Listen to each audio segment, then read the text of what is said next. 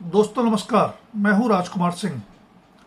उत्तर प्रदेश के हाथरस जिले के सिकंदराराऊ कस्बे में स्वयंभू भोले बाबा के सत्संग में मची भगदड़ में 125 से भी ज्यादा लोगों की मौत ने फिर सरकार और समाज दोनों को कटघरे में खड़ा कर दिया है।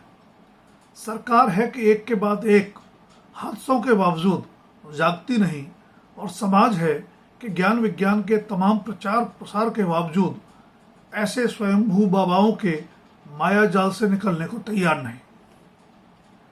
2 जुलाई को भगदड़ में महिलाओं और बच्चों समेत 120 से भी ज्यादा लोगों की मौत के अगले दिन यूपी के सीएम योगी आदित्यनाथ ने घटना की जांच हाई कोर्ट के रिटायर्ड जज से करवाने की घोषणा की।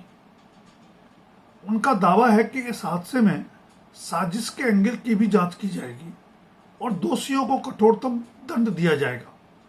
पर यह स्वाभाविक प्रश्न अभी तक अनुत्तरित है कि जिनका दोष स्वयं सिद्ध है उनके विरुद्ध कार्रवाई में विलंब क्यों।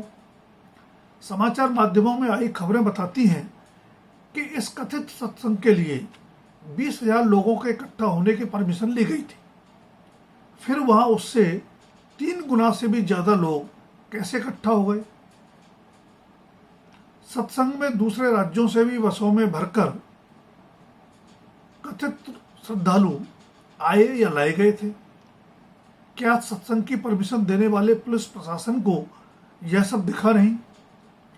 लगभग 125 लोगों की मौत में पुलिस प्रशासन की जिम्मेदारी जानने के लिए तो किसी जांच की भी जरूरत नहीं।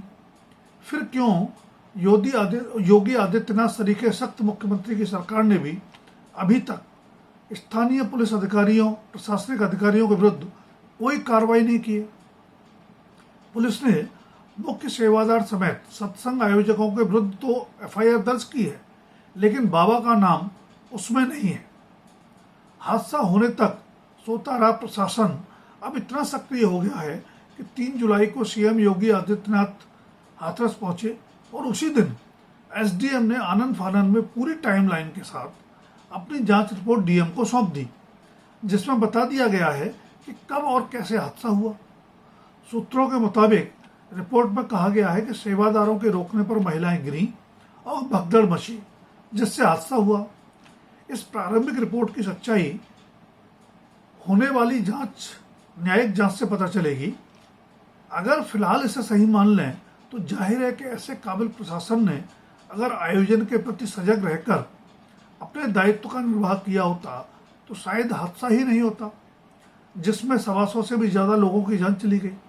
वैसे जानकार बता रहे हैं कि मृतकों की वास्तविक संख्या इससे ज्यादा भी हो सकती है, क्योंकि आनन फानन में घायलों को आसपास के जिलों में भी भेजा गया। हादसे के बाद से ही फरार कथित भोले बाबा ने एक बयान जारी कर सफाई दी है कि वह तो उससे पहले ही वहां से चला गया था। सच्चाई तो जल्द से ही पता चलेगी, लेकिन अगर वाकई ऐसा है तो कष्ट दूर करने का झांसा देकर सत्संग में बुलाए गए अपने भक्तों को मौत के तांडव में छोड़ बाबा कहां और क्यों छिप गया था और अभी तक छिपा हुआ है।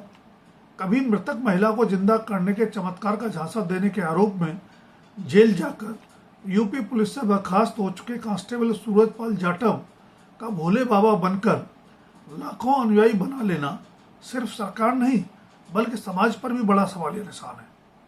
अपने कष्ट दूर कर चमत्कारिक सफलता के सपने पूरे करने के लिए लोग ऐसे बाबाओं के माया जाल में फंस जाते हैं जिनका अपना अतीत संदेहों और सवालों से घिरा रहा है। बेशक समाज को ऐसे धंधेबाज बाबाओं के माया जाल से सजग और जागरूक करने का दायित्व शासन और प्रशासन का है, लेकिन हम देखते हैं कि तमाम ऐसे बाबाओं के दरबार में खुद राजनेता, पुलिस, प्रशासनिक अधिकारी भी हाजिर होते हैं। अगर उच्च पदों पर आसीन और समझदार माने जाने वाले लोग ऐसे बाबाओं के आगे दंडवत होते हैं तो उससे उन्हें मान्यता ही मिलती है और आम लोगों में भी उनकी स्वीकार्यता तेजी से बढ़ती है। यह अंधविश्वास किस कदर व्यक्ति के विवेक को खत्म कर देता है, इसका अंदाजा इसी से लगाया जा सकता है कि हाथरस भगदड़ में मरते मरते बची और अब अस्पताल में भर्ती महिला अब भी कह रही है कि हादसे में बाबा का कोई दोष नहीं, वो तो कृष्ण के अवतार है। दागी पुलिसकर्मियों से भोले बाबा बन गए सूरजपाल के भी कई राजनेताओं से संपर्क की चर्चाएं चल पड़ी है। हाथरस में सवा सौ से भी ज्यादा निर्दोषों की मौत के असली जिम्मेदारों को कब और क्या सजा मिलेगी वह तो समय ही बताएगा, लेकिन न तो यह पहला जानलेवा धार्मिक आयोजन है और न ही लोगों के कष्टों और आशंकाओं का भयादोहन कर अपना स्वयंभू बाबा बन जाने वाला सूरजपाल पहला चालबाज। नेटवर्क मार्केटिंग की तर्ज पर यह बाबा समाज के अशिक्षित और गरीब वर्ग में बड़े ही सुनियोजित ढंग से अपना जाल फैलाते हैं। उनकी चमत्कारिक शक्तियों के किस्से कहानियां सुनाकर एजेंट नुमा चेले भोले वाले लोगों को प्रभावित और आकर्षित करते हैं। जैसे जैसे इनके इर्द गिर्द भीड़ बढ़ने लगती है, राजनीति में भी इनकी पूछ बढ़ने लगती है। कथित श्रद्धालुओं को वोट बैंक की तरह इस्तेमाल कर ये बाबा शासन और प्रशासन से सही गलत लाभ लेते हैं। आसाराम से लेकर गुरमीत राम रहीम तक ऐसे बाबाओं की फहरिस्त बहुत लंबी है। और जैसा कि भ्रष्ट आचरण के ज्यादातर मामलों में होता है, कोई भी राजनीतिक दल वोट बैंक के लालच में ऐसे बाबाओं से दूर रहने का साहस नहीं दिखाता। दोस्तों, अगर वीडियो पसंद आए तो लाइक, शेयर और सब्सक्राइब अवश्य करें। आपके सुझावों का भी रहेगा इंतजार। धन्यवाद। अभी के लिए इतना ही। जल्द फिर मिलेंगे किसी नए विषय के साथ।